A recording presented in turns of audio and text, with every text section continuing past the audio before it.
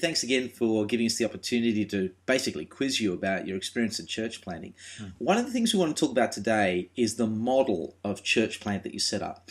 Now, to set the context to this particular question, often when people think about church planting in a traditional sense, they go, oh, we want to plant a church, or we want to plant out of a church. So we get a minister or a pastor, we stick them in, and then that's the new congregation.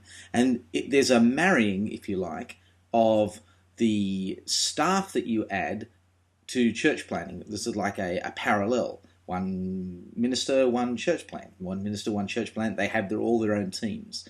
But you've actually had a lot to say about maybe different formats. Can you start by maybe telling us what you think there might be the problems associated with that? So one minister, one congregation, one minister, one congregation approach. Yeah, there's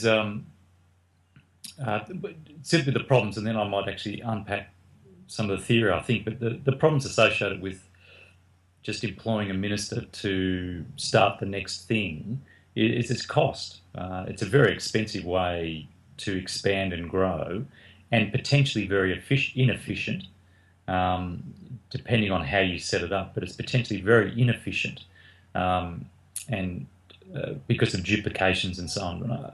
So just to unpack beneath that, whenever you start a new ministry, you need more time. So time is the critical factor. You need, and when I mean man hours, you need people with time to make something happen. And especially if you're starting something new, you need people with time to make a new thing get going and what have you. And of course, for our concerns, that time relates most particularly to the word prayerfully applied to people's lives. So you need somehow to get man hours freed up to make that word applied to people's lives and all the paraphernalia that goes along with it established.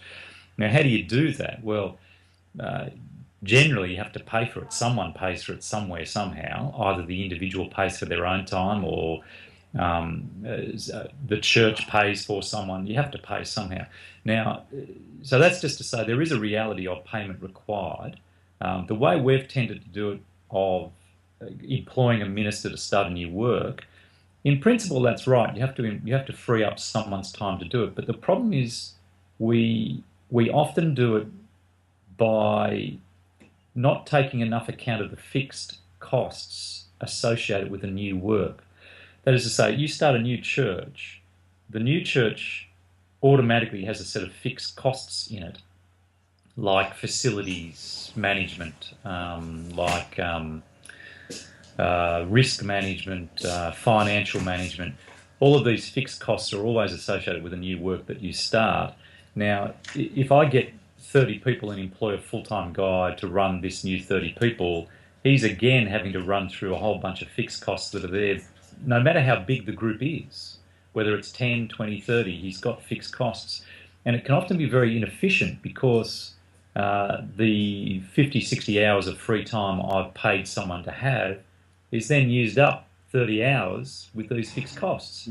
So what we've tried to do is strip away those fixed costs as much as possible, so that when you free up someone, whether by having them volunteer, they bear the cost, or we pay the cost, the man hours that are freed up are used entirely on growing the work, not just managing the fixed costs of the work, and so duplicating and replicating an already existing cost somewhere else. So what does that look like when you start to build out, say, the people that you need? I mean, what sort of employment structure would you apply as opposed to, like you said, just getting the next minister to do the next job?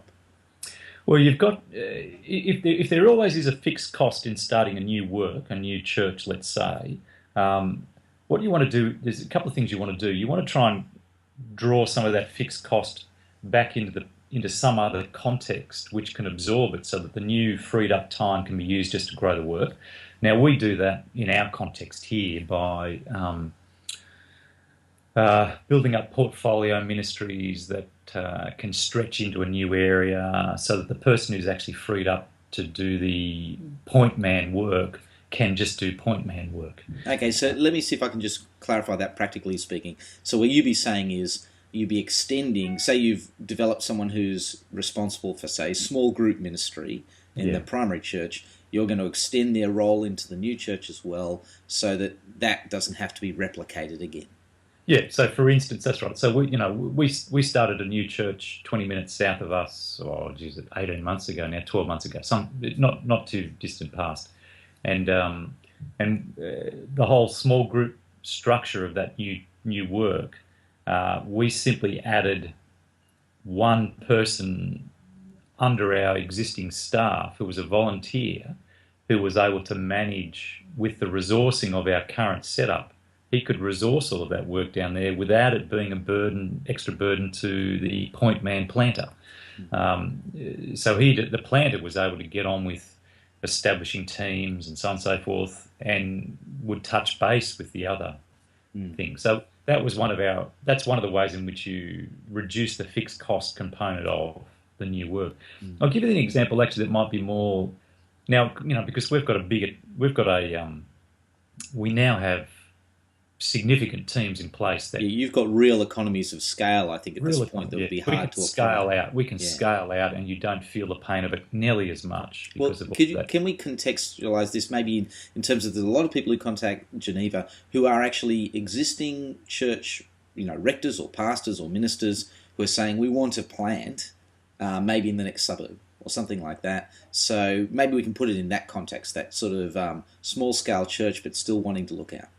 Yeah, well, okay. I'll give you a couple of practical ways you could go about doing that exact thing in a more efficient manner. The first thing is you'd want to build up the size of the group in that region you want to plant before you actually plant and invest a full-time person into it, so that the fixed cost can be spread across 50, 60 people instead of 20 people, which so swamps them and the full-time person you put in place that they've got very little discretionary time to grow the work. So what we would do, what we've done is we begin establishing growth groups, small groups into the region we're going to plant, and keeping that under our structure, but developing the 2-3 year out plan of we're going to actually deliberately develop the growth group structures in that region with a view to, in 3 years' time, pulling them together as a new congregation of our church. So you build up, you use the volunteer labour in the context of your already existing fixed cost to build up a larger growth group, so that when you employ the full-time person, he's already got a considerable base to work with, and his time is actually more efficiently used. So there's one thing. Then you swing out your children's ministry into that new work, so that you can free up the core group down there from having the burden of being out of church all the time, so that you've got as many people as possible in the gathering context for new people to come into, and you swing out your preaching team. One of the things we're great believers of in our context is instead of, we've got 6 congregations of EV, instead of 6 people sitting in a study spending 15 hours a week preparing the same sermon, we work as hard as possible to make sure there's no more than 2 or 3 preachers on any given weekend, and we make them stretch across all the work to get your efficiencies and scale. So there's another way you can reduce the fixed cost and free up the planter, in our case Greg in this context, so that he can invest most of his time into building the people structure, the people work, the profile, the connectivity, and so on. Right. Okay, well listen, I think that's all we've got time for today, but that's actually really helpful, because I can see how on the one hand it can look very similar. You've got as you say, the point man for the planter, but what he's actually doing in the end seems to be the most important thing, what he devotes his time to. That's right, yeah. Andrew, thanks heaps for your time. And look, we'll be putting up an email address, so if you're interested in sending Andrew a question, please feel free to do so, and we'll look forward to chatting to you next time. Yeah, pleasure. Good. See you, mate.